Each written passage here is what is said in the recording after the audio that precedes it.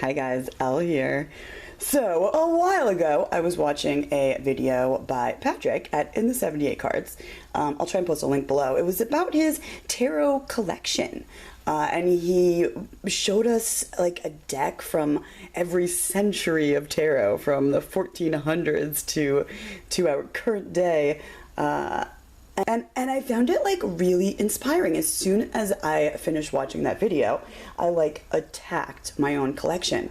And I kind of organized things into each century and grouped them all together. And when I tried to like pick a favorite from each group, I realized it was literally impossible.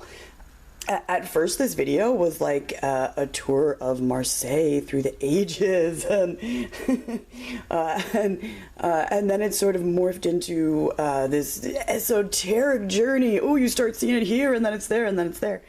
But I had to sort of scrap all those ideas, although it was really fun to explore on my own, because I couldn't pick like one deck.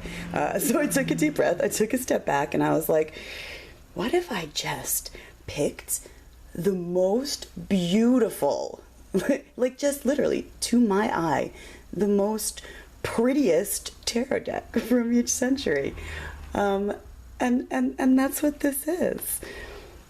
Now, of course, it's just my opinion of what I think is the prettiest tarot. But I sort of set aside all my anything that was a woodcut. Even though I absolutely adore woodblock decks, I just think there's something a bit more beautiful when it's a hand-drawn, a hand-painted, and engraved deck. They're just... oh, they're gorgeous. There's going to be a lot of Elle moans as I think about the pure beauty of tarot. And even just picking out one deck for each century was ridiculously hard. But I finally did it. I decided. So this will just be sort of a fun, quick video. I'm going to show you guys, what I picked and why. Okay, so let's jump right in. The first deck here in the 1400s, in the 15th century, I actually had quite a few to choose from in my collection. I have like 4 or 5 decks that are from the 1400s, which is really kind of cool. We have a lot of surviving decks from this time period because for the most part they're like decks made for like royalty and like rich families, so they're very well made. They've held up through time. Most of the decks from that time that were produced on any sort of a grand scale for like the general public, they're they've been lost to time. They're paper, they're ephemeral. This was a tough choice. They were all tough choices, actually. If it's in my collection, if I bought it, if I spent good money on it, like, I think it's beautiful. I love the Visconti decks, the Solabusca, but I actually ended up going with this deck, the Charles VI. This is the Lo Scarabeo. It's actually called the Golden Tarot of the Renaissance. And it has been completely redrawn. I'll try and post a link below so you guys can see the originals. There's 15 major arcana cards that have survived, and they're just been redrawn in here. The rest of the deck has been recreated. Giordano Berti put a lot of work into this. They use these Italian frescoes that were created around the same time as the tarot deck to inspire what they ended up putting on the minor arcana cards for this deck. So in this case, the minor arcana are beautifully illustrated. But the cards that I'm going to show you here are all, that was Temperance, this is the Sun, are all just redrawings of those original cards. The date for this deck is about 1494. It's a Ferrari's tarot. An Italian deck from Ferrara area. It's also called the Estensi and the Charles VI deck, and I just think it is beautiful. I don't think there's any other versions of this deck that you can actually purchase unless you were to like print out the images yourself or something. I love that they added the gold to the back of this. That is just gorgeous. Hanged Man. It's just beautiful.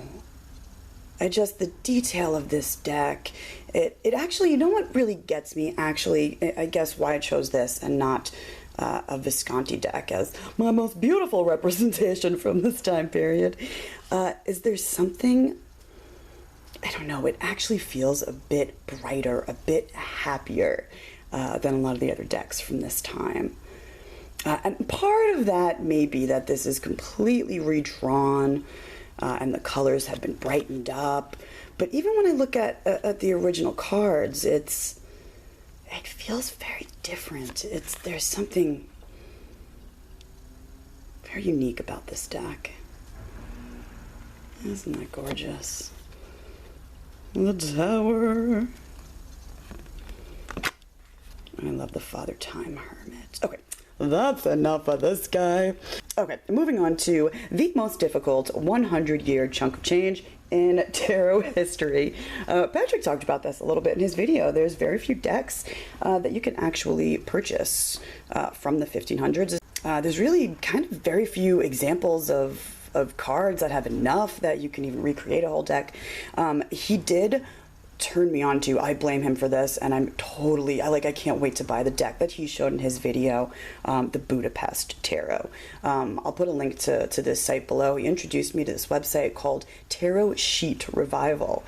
When I think 1500s tarot, I think these surviving sheets of unprinted tarot cards that are out there. They're all kind of from around that time. And there's been a few people that have turned it into tarot decks, but you can no longer find them. And this person at this site has recreated 2 decks that are on tarot sheets so far: the Budapest Tarot and what's the other one? The Rosenwald Majors. If you're out there listening, please, Rothschild. Ah, that would be amazing. I'd make it a Minchiate. Oh my god, I would die. Anyway, so those decks are definitely on my list right now, and literally the only other example of a deck from the 1500s that I have, and so sorry guys, you can't even buy this, I printed this myself, is the Kaitlyn Geofroy. You see it talked about a lot in tarot books and tarot history books and stuff like that. It's a deck that fascinated me and interested me so much that I had to go ahead and print it out for myself. If you're curious about the website I use, check out my video, I don't even know what I called my video. How to make your own tarot deck? Something like that. Okay, so this is the Kaitlyn Geofroy. There are 12 surviving major arcana cards. I don't remember how many of the minor. I think we might actually have most of them.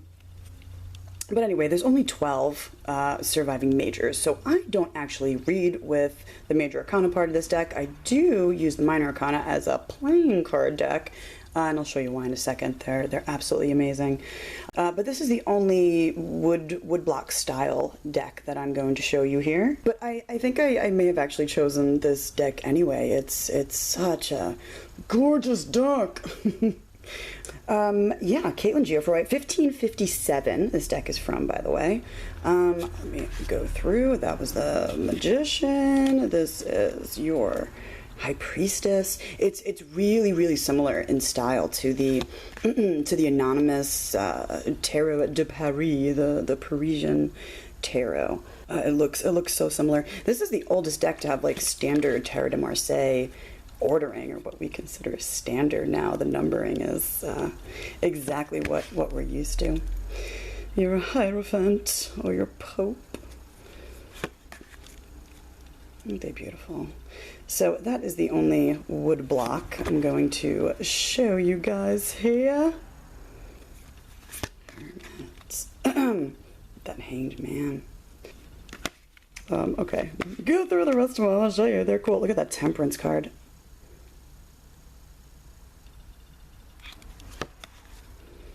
That's your Tower, actually. Isn't that cool? I really want to know what the Devil card looked like in this deck, because there's a devil behind them grabbing them. And your Judgment. So that's all the surviving major arcana we have. Now, what I'm actually showing you guys here, I talked about this deck a little bit in my tarot collection video. Now, actually, these are not the Minor Arcana cards that are part of the Kaitlyn Geofroy deck. No, we actually have the surviving cards, Minor Arcana cards to this deck. And what they look like, you can pull them up online, is they look exactly like this, but done in that woodblock style. And they're just sort of mirror images of this deck. This deck, what I used as the Minor Arcana for the Kaitlyn Geofroy, are you following me? Is actually called the Virgil Solace deck, and it's from just a few years, I think like 1544, not long before the Kaitlyn Geofroy was created. So it was clearly based on this deck. And it's such a unique deck. This deck is actually an engraved deck. And it's 52 cards. There's only 3 court cards in each suit. And the suits are friggin' phenomenal. Do you see that? This is the suit of parrots. That's the Ace of Parrots. And you have peacocks. What? I know.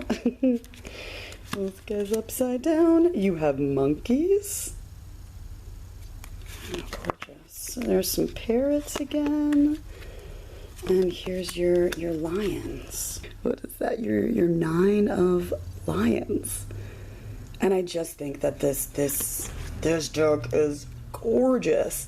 As fascinating historically and visually as the major arcana are in this deck. It's just as fascinating to explore this minor arcana or the Virgil Solace deck. I mean, the ornateness, it's pretty on top of being so unique and so different than anything else from its time or before or after. Peacocks, what?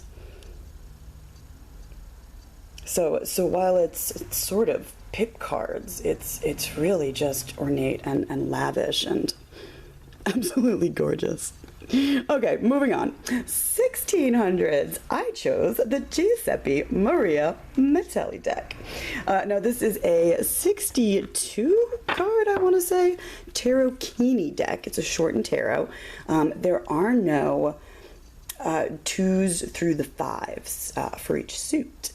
But you still have 22 cards in the major arcana. I pulled some of my favorites out here. This is the Queen of Swords. This deck is just so unique historically. I mean, there's no other deck like it. It's sort of like what we saw in the 1400s, where this deck was designed for a noble family sort of thing. And it's a very unique, artistic tarot. It's an artsy-fartsy take on this Tarocchini, this Bolognese-style tarot. That is the Angel or Judgment. That's your Sun card. Aren't they just, I mean, look at the detail. Oh, I don't have my lighting good right now. It's just this beautifully painted deck. This is the Dal Negro version, actually, that has been colored. Il Meneghello makes a version of this deck also, but it's black and white. But I love the coloring. I feel like this is what it would have looked like when it was released, all colored in. Anyway, it's just, we're left with this incredibly unique bit of tarot history. There's like an old man time sort of hermit, but it doesn't have an hourglass. It's got all these interesting references to older styles and older decks, while it is its own very unique take on the tarot. There's your beautiful Justice. Your female Chariot card. She's up in the sky. Look at that Lovers card. Like, you don't see Lovers cards like this from this time. It's really just like this one artist's take on the tarot. He took the tarot and he ran with it.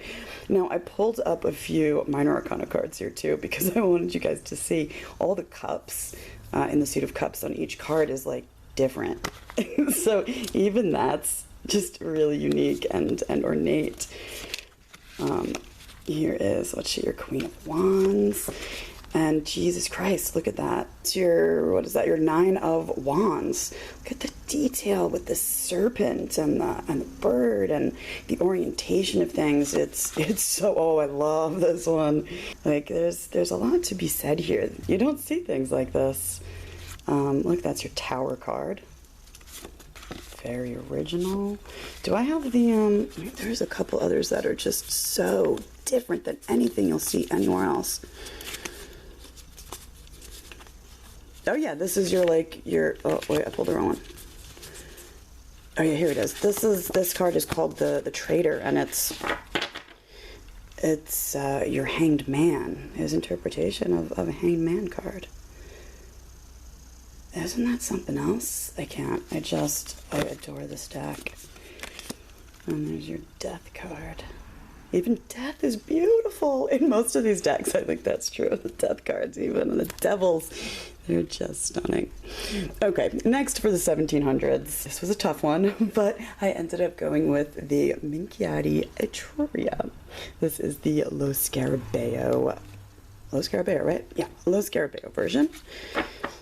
And it is absolutely, yet again, stunning. Now, this is a Minchiate. It's a 97 card deck. It includes 4 extra virtues. It kind of has no High Priestess. You can substitute stuff like I do. It has the 4 elements, and it has the 12 zodiac signs, along with the rest of the traditional major arcana, more or less, sans your High Priestess. What I do, I've talked about this before, but I use, I sort of don't include the rest of the virtues in my reading, and I use I substitute, depends on the Minchiate deck, but I substitute some of those virtue cards to create like a more traditional looking High Priestess and an Empress and so on and so forth. But this is our page. That's right, you're looking at page, folks. I love how in so many older decks, just a handful really, but I love that it exists. There are a lot of female pages in this deck, in the feminine suits, in the coins and the cups. You actually have female pages, and in the wands and the swords you have males, but this is your page of coins. And what is that? Your Queen of Swords. So this is just a beautiful, like, I think it's all etched, right? Like an etched deck. The coloring is phenomenal. It's survived beautifully, and the way it's presented by Lo Scarabeo, I love this deck. They're small, almost like playing card size cards, so because there are a little bit more cards in the deck, just a few more, it makes it a really manageable size, and it's just one of the most like jaw-droppingly gorgeous old decks. Even some of the minor arcanas are very simple pip cards, but there's quite a few too that have a lot more detail and a lot. I mean, there's a freaking unicorn down there. Like, that's cool. Here's your Lover's card. Some of them are numbered, some of them are not in the majors. That's your 4 of coins. Look at that. That's a friggin' cute, maybe about to die little elephant there. But how wonderful is that for the 4 of coins? This is one of the elemental cards. This is your air card with all the birds flying. This is one of your zodiacal cards. That's Virgo. There's your Father Time, your Hermit card. Isn't that beautiful? Looks so similar to the Mitelli, doesn't he? I love the beautiful like deer behind him, all antlered. Oh, this is another cool thing here actually with the knights in this deck. Some of them are centaurs, and some of them are just this cool blend of man and animal. He's like half lion and half man. The coins. And there's your angel, your judgment card. The detail in this deck, like look at that, that whole little landscape back there. It's just beautiful. That's the last card in the major arcana actually. But that is the Minchiate Etruria deck from Florence from about 1725. The Mitelli was 1664, if I forgot to mention that. Okay, moving along to what was the most difficult decision to make. I apparently have a shit ton of decks from the 1800s. And there's just so much interesting stuff that happens tarot-wise in the 1800s, in the 19th century. It's amazing.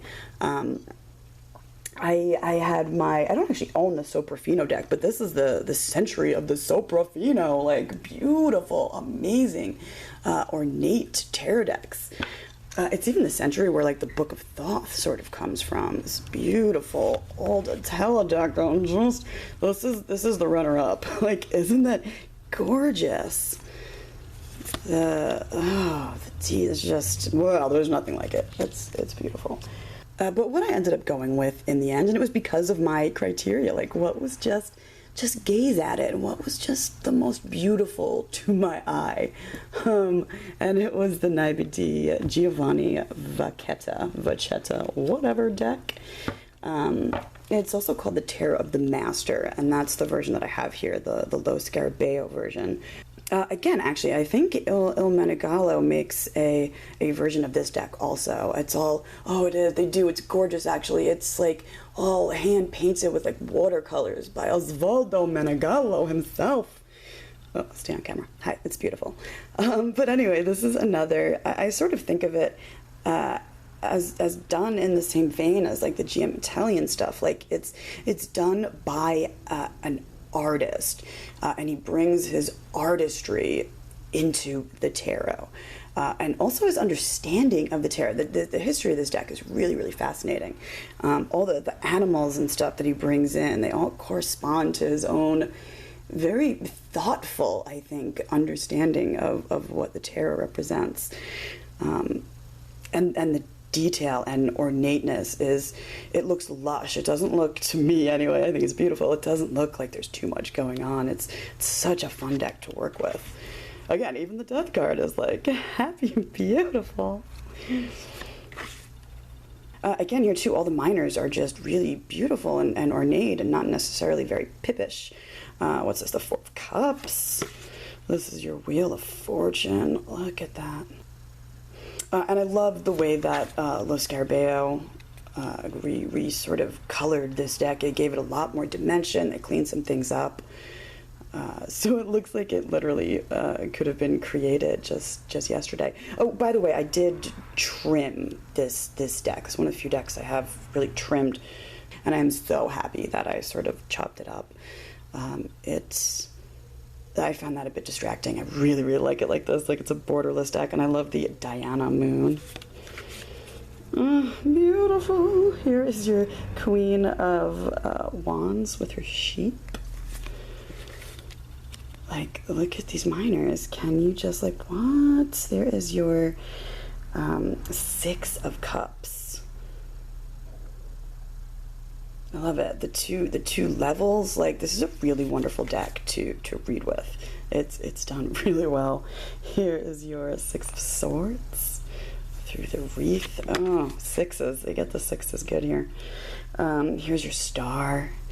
Star could be one of the most beautiful cards, period, in a tarot deck, I think. And this one is no exception. And there's your Lover's card, which actually looks a lot like the GM Mitelli. I feel like there's some influencing going on there, perhaps. And there's your Judgment. Oh, I'm stopping. I just want to look through the whole thing. They're gorgeous. Oh, I love this Devil card. Such a good Devil. Isn't that wonderful? Just like so ornate, so beautiful. So that did it. That beat out even my ancient Italian and even a lot of them. I think like the JJ Swiss and all those beautiful engraved decks are gorgeous. They all come from that time period. The Perrin. What else? Oh, another one I almost did too is the Tarot of Lombardy, or the Tarot Neoclassico. Beautiful, beautiful deck from the other end of the century. From, what's that one from? Early on, like 1810, I think. This one is 1893, the Naibi Vacchetta, by the way. 1893, towards the end of the century. but that was a tough one. Anyway, moving on to some more modern, some more recent tarot decks for the 1900s. Now, this was the time, too, when there are so many good, like, esoteric decks. Oh, some of my favorites. But again, when I just looked at everything, including the Rider-Waite-Smith and the Thoth, like, all that stuff, right? And just looked at it. I was like, what is the prettiest? And this was, you know, it's a very personal thing, but I ended up going with my Luigi Scapini. My medieval Scapini tarot. Now, this was originally released in 1988. And yeah, it beat out a lot of decks. There's your Pope, the Minor Arcana in this deck. Everything is just, oh, again, lavish, stunning. Just really very, very pretty. I mean, there's so many other reasons why I love this deck. The depth is just beyond for me. But just to look at, there's your beautiful star card. I think it's beautiful. The minors are just as stunning as the majors. There's your death card.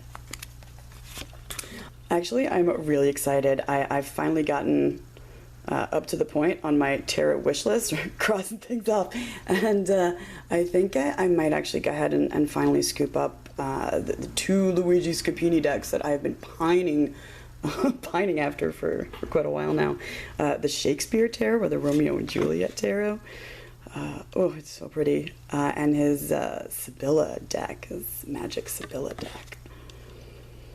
And there's Justice. It just has this classic beauty to it. And yet it still feels like, it still kind of feels like something from the 80s in a way, doesn't it? One of my favorite cards. I love that Nine of Wands. And there's your Lover's card. Medieval Scapini. And this last one was super tough too, but I only had 17 years sort of into the 21st century, but there's been a lot of tarot decks since the year 2000, right? Don't get me wrong, Marielle was probably my very next runner-up. By the way, I had a runner-up for this one, The Alchemical Tarot by Robert M. Place. When did that first come out? Like 94, I think. That was a close second to this deck. Anyway, the Marielle was a close second to this deck. Also, this may literally be the most beautiful, the prettiest tarot deck in my entire collection. The more I have gotten to know it, and the more I've sat with it and gazed upon its beauty, it's one of the prettiest things that, like, I own. Each card is more beautiful than the next. There's a classic just beauty to these cards. Like, what?